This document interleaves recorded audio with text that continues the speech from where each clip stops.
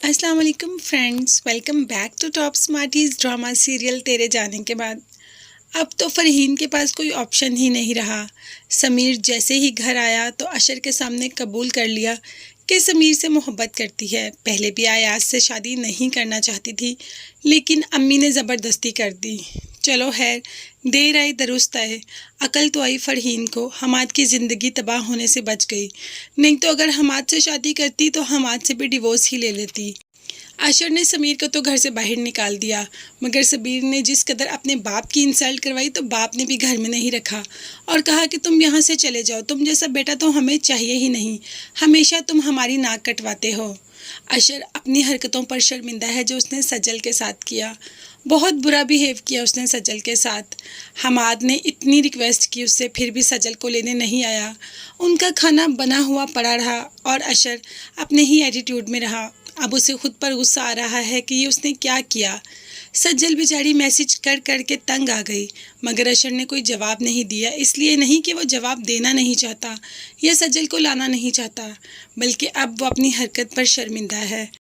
अब उसे इस बात का एहसास हो गया कि बिल्कुल सही कहती थी सजल कि फ़रहीन देखने में और है और काम करने में और, मतलब फ़रहीन जैसी नज़र आती है वैसे है नहीं।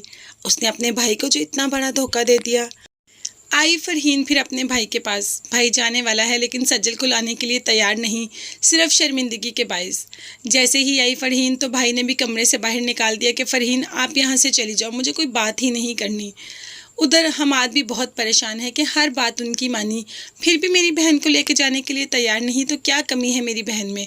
मैंने तो उसकी तलाश याफ्ता बहन से शादी के लिए भी हाँ कर दी, फिर भी वो मेरी बहन को इतना रुला रहे हैं। बहनें बहुत अजीज़ होती हैं और हमाद को सज्जल ज़्यादा ही अजीज़ है, शायद सबसे छोटी भी है। इस वजह से अपनी बहन का दुख और गम देख के, यही तो वो चाहता था कि मेरी बहन को कभी कोई दुख और गम ना हो, इसीलिए तो फरीद से शादी के लिए भी हाँ कर दी। लेकिन अब अपनी बहन का दुख और गम देख के उसका कलेजा भी फट रहा है। कह दिया माँ से, अब हमारे घर में ना कोई उधर जाएगा और ना ही कोई उधर से हमारे घर आएगा। उनकी इतनी बेतुकी डिमांड भी हमने कबूल की। उनकी तलाक याफ्ता बदतमीज़ बेटी से शादी करने के लिए भी तैयार हो गया, सिर्फ अपनी बहन की मुस्कुराहट के लिए।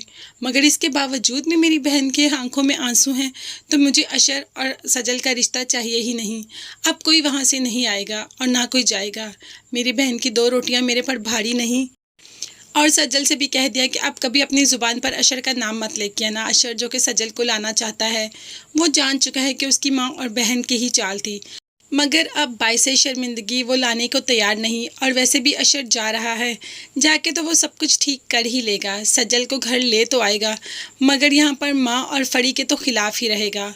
माँ भी बहुत चालें चलती है और फ़रहीन भी मना ही लेंगी अशर को किसी न किसी तरीके। फ़िलहाल समीर और फ़रहीन की शादी तो हो जाएगी, अशर इस बात के लिए तो मान जाएगा। चलो फरी अपने घर जाएगी तो घर में थोड़ा सुकून हो जाएगा। माँ को जो इतनी पट्टियाँ पढ़ाती हैं वो तो थोड़ा कम होगा। तो फ्रेंड्स, आप मुझे बताएं कमेंट्स में कि आपको ये ड्रामा कैसा लगता है, और साथ साथ ये भी बताएं कि आप ये ड्रामा किसकी वजह से देखते हैं। मतलब अगर मैं अपना ओपिनियन दूं या मैं अपनी बात करूं, तो मैं ये ड्रामा सजल की वजह से देखती हूं। मुझे मोमना की एक्टिंग बहुत पसंद है और मुझे वो वैसे भी बहुत क्यूट सी अच्छी लगती हैं। तो आप कमेंट्स में बताएं कि आपको ये ड्रामे देखने की रीज़न क्या है, इसकी स्टोरी या कोई ख़ास इंसान। इसके साथ साथ मेरे चैनल को ज़रूर सब्सक्राइब कीजिएगा, साथ ही साथ बेल आइकन का नोटिफिकेशन है उसको ज़रूर प्रेस कर दें, ताकि मेरी हर नई आने वाली वीडियो आप तक बआसानी पहुंच सके। अपना बहुत ज़्यादा ख्याल रखिएगा और अपनी कीमती दुआओं में मुझे भी याद रखिएगा। नेक्स्ट वीडियोस तक के लिए अल्लाह हाफिज़, bye bye and take care.